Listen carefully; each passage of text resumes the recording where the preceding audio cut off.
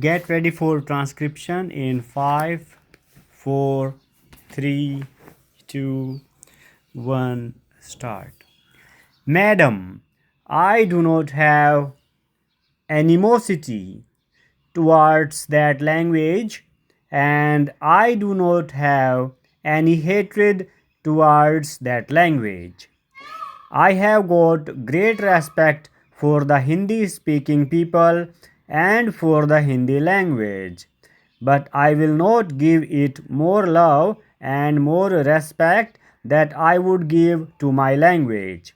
I love my own language and my own mother tongue more than anything else. That is the point we are stressing. Is it not a fact that these people get more advantages because of this?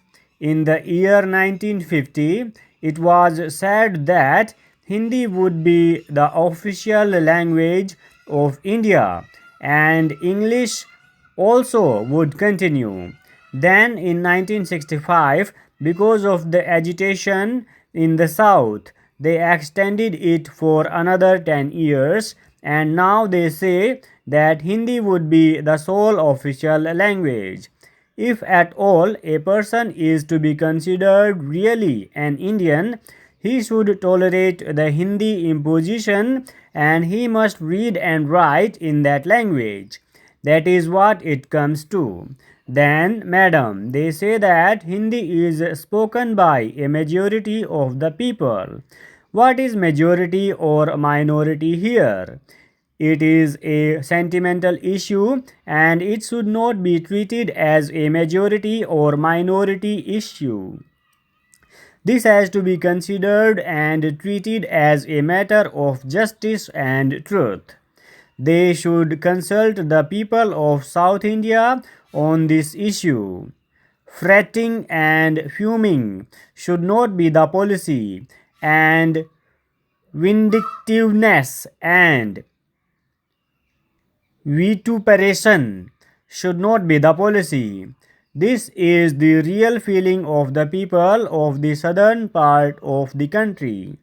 Now, madam, some speaker just now mentioned that if you simply go into the markets of Chennai, you will find that people speaking in Hindi and understanding Hindi. Then I tell you one more thing about the Hindi language. They talk about majority and minority. What is majority? Majority means 51% of the population of this country who are speaking Hindi. But even according to the census report, it was stated that 42% of this country are in a position to understand Hindi. Even among these 42%, there are other groups belonging to the languages like Punjabi, Urdu, etc., as such and so on.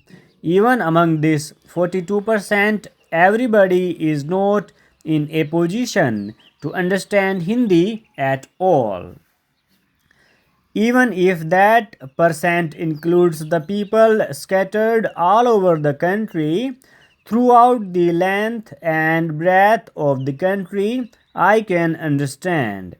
But these people are confined to 3 or 4 states only, that is Rajasthan, Madhya Pradesh, Bihar, and Uttar Pradesh. Simply because some people somewhere in the northern part of the country understand this language, you cannot ask the persons from the southern part of this country to accept it, and you cannot ask the people from the southern part of the country, particularly the Tamilians, to learn this language and accept this as the sole official language, read this constitutional language and follow this language, do all the day-to-day transactions and other transactions, political or social, in that language. I have a very good language. a language which is very ancient. I do not know when it was born. It was born even before the appearance of mud and stone. A language spoken by my forefathers, a language in which our poets have given sermons and written scriptures, a language in which not only sermons and scriptures are available in plenty, but thousands and thousands of literary works and novels are there. But I am not asking that language to be introduced as the sole official language for the whole of this country. If at all anybody has to come forward and ask others to learn a particular language, it is I who should ask them to learn this language. But nobody would come forward and say, let us introduce Tamil as the sole official language. Why don't you think that if you are really an Indian, you should have that important language which is your mother language, and if you at all are an Indian, you should accept that important language also. Madam, in our constitution, we have accepted the community called the Anglo-Indian community. We have accepted that community in our constitution, and that Anglo-Indian community is a majority community, and that minority community speaks English and English as its mother tongue.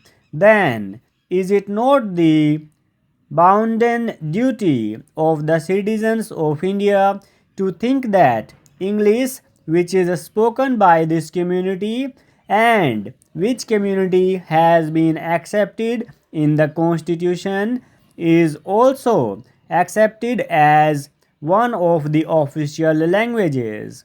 Madam, English is not the mother tongue of the Britishers alone. They had also to import many words from so many sources, and English has become a very wonderful thing, and it has now become a language which is understood by the entire world. It is a language through which we can understand technical know-how.